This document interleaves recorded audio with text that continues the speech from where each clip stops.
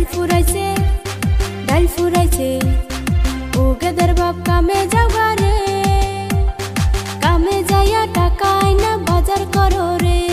3 দিন ধইরা আমায় ধরছে সর্দি জ্বরে, ওই হারাম যদি তোর চোখে পড়ে না রে। সইলা জাগা বাপের বাড়ি রে, জাগায় বেজাগায় আমার ব্যথা করতাছে।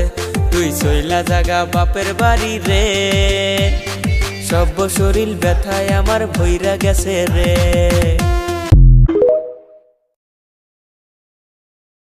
হয় বন্ধুকে নামাজি বানাও, না হয় নামাজিকে বন্ধু বানাও।